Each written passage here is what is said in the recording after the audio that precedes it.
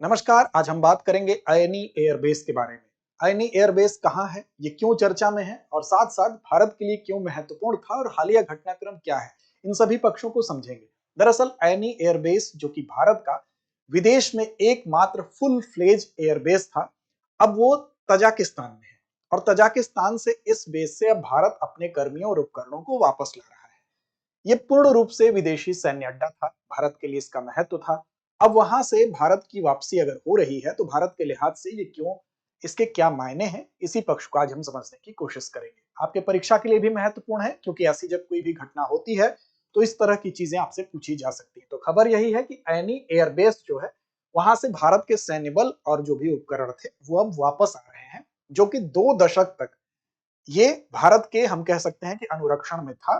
2 दशक तक भारत की सेना भी यहाँ पर थी और 2 दशक तक भारत के एयरबेस के तौर पर इसने फुल फ्लेज विदेश में भारत का ये एयरबेस था जो कि काम कर रहा था। अब इससे भारत की सेंट्रल एशिया में एक तरह से प्रत्यक्ष रूप से आप कह सकते हैं कि सैन्य उपस्थिति थी। पाकिस्तान के खिलाफ हम कह सकते हैं कि एक हमको रणनीतिक बढ़त मिली हुई थी। अब वहां से अगर वापसी हो रही है सैन्य बलों और उपकरणों की, तो आखिर ये वापसी क्यों हो रही है इसको भी समझते हैं और इसके क्या मायने हैं इसको भी समझते हैं। ये 2 प्रश्न हमारे सामने हैं, लेकिन इससे पहले आप देख लीजिए कि ये ऐनी एयरबेस है कहां, तो तजाकिस्तान में यहां पर इसकी स्थिति है। आगे और विस्तार से समझेंगे कि इसकी स्थिति के महत्व क्या है। तो सबसे पहले इसके विषय में बात करते हैं। देखिए, ऐनी एयरबेस से जो वापसी है, ये कहा जा रहा है कि ये वापसी 2022 से ही इसकी बात कह दी गई थी। 2022 में ही जो हमारा तजाकिस्तान के साथ द्विपक्षीय समझौता हुआ था, जो लीज है वो समाप्त हो गया था। अब 2025 में ये प्रक्रिया सामने आई है। माना यह जा रहा है कि रूस और चीन के दबाव के मद्देनजर इस लीज को रिन्यूअल नहीं किया गया है, नवीनीकृत नहीं किया गया। अगर नवीनीकृत किया जाता तो भारत की मध्य एशिया में जो रणनीतिक पहुंच थी वो बनी रहती और पाकिस्तान पर जो भू राजनीतिक बढ़त है वो भी बनी रहती। अब देखिए, यहां पर तमाम ऐसे पक्ष हैं जिसकी वजह से ये इंपॉर्टेंट था, जैसे पीओके का जो क्षेत्र हो गया, या चीन का शिनजियांग प्रांत हो गया, या वाखान कॉरिडोर हो गया। इन सब तक जो है पकड़ मजबूत रखने के लिए ये एयरबेस बहुत महत्वपूर्ण था। क्यों था? क्योंकि सबसे दूरी बहुत कम थी इसकी, वो उसके ऐसे पास में स्थित था ये एयरबेस, जहां पर भारतीय जो वायुसेना के जो जवान हैं या भारतीय जो हम कह सकते हैं कि वहां पर उपस्थिति है, भारत की जो उपस्थिति है उसकी वजह से इन सारी जगहों पर सेंट्रल एशिया में आप कह सकते हैं कि भारत बाकी शक्तियों को संतुलित करने के लिए अपना एक वहां पर रखता था, अपना प्रेजेंस रखता था। एक रणनीतिक केंद्र के रूप में इसको देखा जा सकता है। लेकिन अब इसके थोड़े से बात करते हैं ऐनी एयरबेस का क्या क्या रोल रहा है। तो तजाकिस्तान में भारत का एकमात्र पूर्ण विकसित विदेशी सैन्य ठिकाना था और भारत ने इसे सोवियत कालीन जो जर्जर एयरबेस के रूप में प्राप्त किया था, उसके बाद भारत ने यहाँ पर काफी इन्वेस्ट किया। आप देखेंगे कि ये तालिबान के खिलाफ जब उत्तरी गठबंधन को समर्थन देने की बात आई थी तब भी इसका इस्तेमाल किया गया था। और साथ ही साथ 2021 में काबुल से जब भारतीयों को निकालने की बात हुई थी तो वहां भी इस एयरबेस ने काफी महत्वपूर्ण इंपॉर्टेंट रोल अदा किया था। वहां पर जो बीआरओ हमारा है, यानी कि बॉर्डर रोड ऑर्गेनाइजेशन है, उसने काफी काम किया और लगभग 80 मिलियन डॉलर अगर हम देखें तो उसने यहाँ पर इन्वेस्ट किया और काम किया। इसको काफी यहाँ पर हम कह सकते हैं कि चीजों को सुधारा गया। यहाँ पर लगभग 3200 मीटर का रनवे बनाया गया। अब सोचिए, 3200 मीटर का रनवे का मतलब क्या हुआ? इसका मतलब ये हुआ कि हम बड़े से बड़े भी वायुयान को यहाँ से संचालित कर सकते हैं, जो फाइटर जेट है उसको संचालित कर सकते हैं। यानी कि जितना बड़ा रनवे होगा उतनी ज्यादा सुविधा होगी। और इसके अलावा हैंगर हो गए, ईंधन डिपो हो गए, इसके अलावा हवाई जो विनिर्माण जो प्रणाली है उसको भी डेवलप किया गया।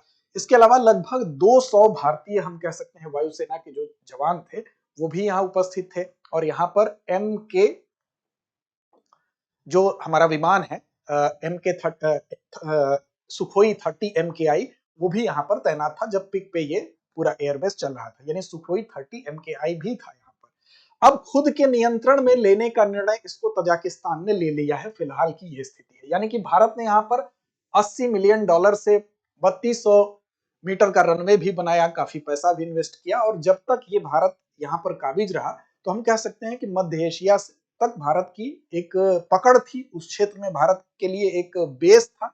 साथ साथ जो हमारा प्रतिद्वंदी है पाकिस्तान, उसके खिलाफ एक रणनीतिक बढ़त के रूप में ये काम कर रहा था।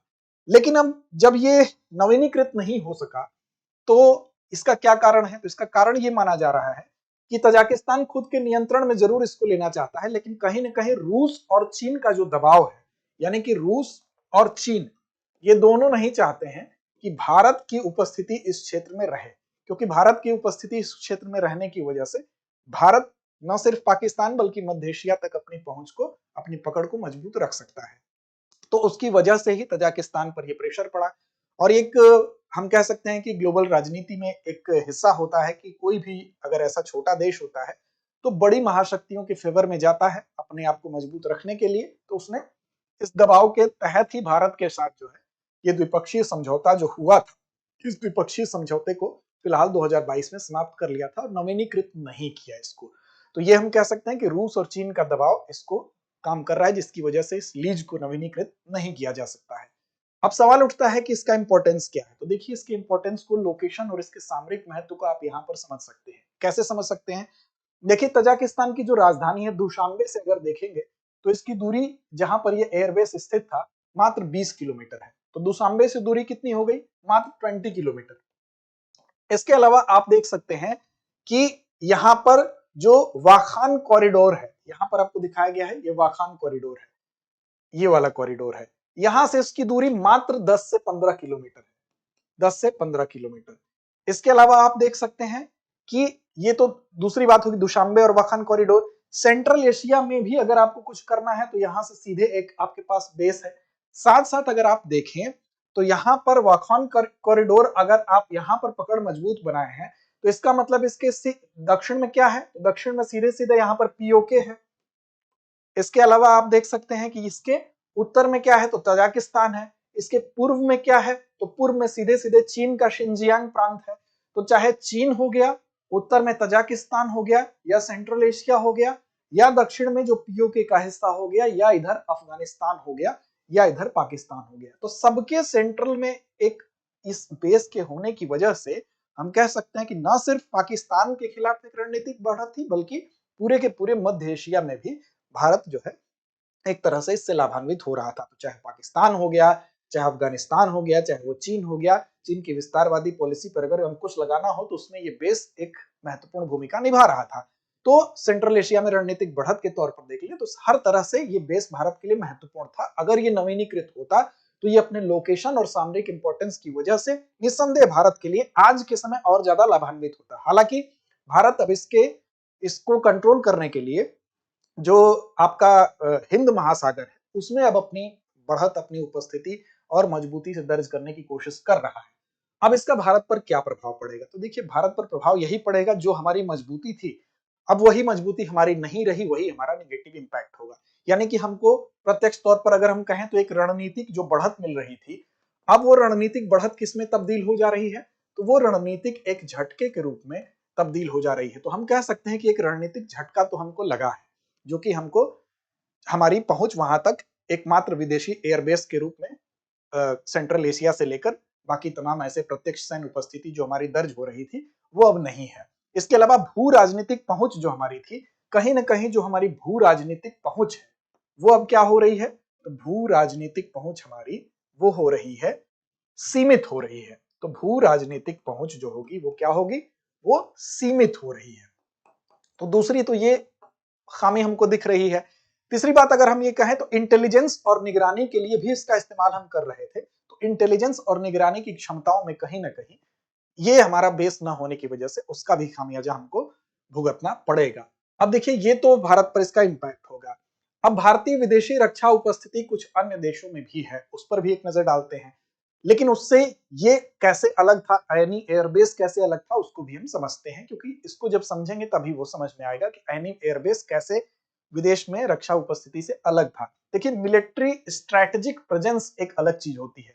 कहीं पर आपका स्ट्रैटेजिक उपस्थित होना वो एक अलग चीज है। जैसे अगालेगा मॉरिशस की अगर बात कर ले, अगालेगा द्वीप है जो कि मॉरिशस के अंतर्गत है, अफ्रीका के पूर्वी तट के पास हिंद महासागर में।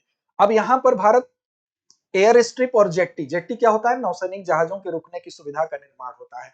ये 2024 में दोनों देशों के बीच में बायलैटरल कोऑपरेशन के परिणाम स्वरूप इसकी शुरुआत हुई थी।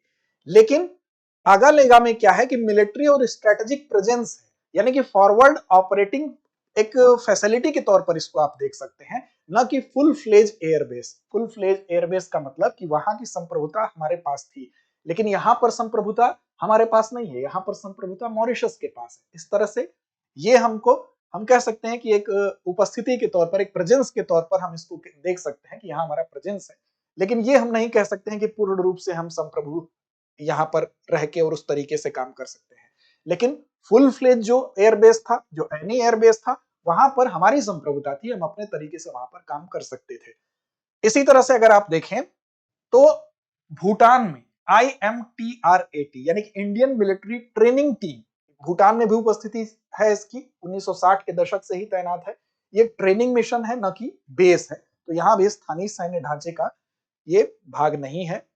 तो इस तरह से आप देख सकते हैं कि अगालेगा हो या भूटान हो, यहाँ पर क्या है, यहाँ पर हमारा मिलिट्री और स्ट्रेटेजिक प्रेजेंस एक जगह आपको देखने को मिल रहा है, एक जगह आपको ट्रेनिंग मिशन के तौर पर प्रेजेंस देखने को मिल रहा है, लेकिन संप्रभुता यहाँ पर नहीं है, जैसा कि आयनी एयरबेस के केस में था। इसी तरह से अगर चीन की बात करें तो चीन एक महाशक्ति जरूर है आज के समय में। तो जिबूती में उसका एकमात्र आधिकारिक विदेशी सैन्य अड्डा है। तो चीन का कहां पर है, तो चीन का है, याद रखिएगा, जिबूती में है, ठीक है। इसी तरह से अगर अमेरिका की बात करें तो अमेरिका, चीन का तो केवल एक आपको दिखाई दे रहा है, विदेशी सैन्य अड्डा दिखाई दे रहा है, आधिकारिक रूप से बात हो रही है। लेकिन अमेरिका की बात करें तो अमेरिका क्यों ज्यादा शक्तिशाली माना जाता है, क्योंकि 100 से अधिक विदेशी बेस उसने बना रखे हैं आज के समय में। तो इसीलिए अमेरिका अभी भी, जितनी ज्यादा जगहों पर आपके लिए धरातल होगा, उतना ज्यादा आपके लिए युद्ध लड़ना आसान होगा। तो इसलिए अमेरिका आज भी एक महाशक्ति के रूप में गिना जाता है। तो ये सूचना थी भारत के लिए, एक क्षति तो जरूर है, लेकिन भारत हिंद महासागर में अपनी उपस्थिति को मजबूत करते हुए इस क्षति की क्षतिपूर्ति करने के लिए प्रयासरत हैं। और हम कोशिश करेंगे कि भारत आने वाले समय में ऐसे अन्य विदेशी फुल फ्लेज एयरबेस बनाने में सक्षम जरूर होगा। चलिए, अब प्रश्न आपके जिम्मे है कि एनी एयरबेस भारत के लिए रणनीतिक क्यों थी। विकल्प आपके सामने है, यह यूरोप के नजदीक थी, विकल्प बी है यह हिंद महासागर के बीच थी, विकल्प सी है यह वाखान कॉरिडोर और चीन पाक सीमा के पास थी, या विकल्प डी यह संयुक्त राष्ट्र मिशन के तहत थी। तो इस प्रश्न का जवाब कमेंट बॉक्स में देना ना भूलिए। लड़ते रहिए, अपने लक्ष्य की ओर बढ़ते रहिए। अब एग्जाम की तैयारी को और बेहतर करने के लिए हमारे चैनल को लाइक, शेयर और सब्सक्राइब करना ना भूलें।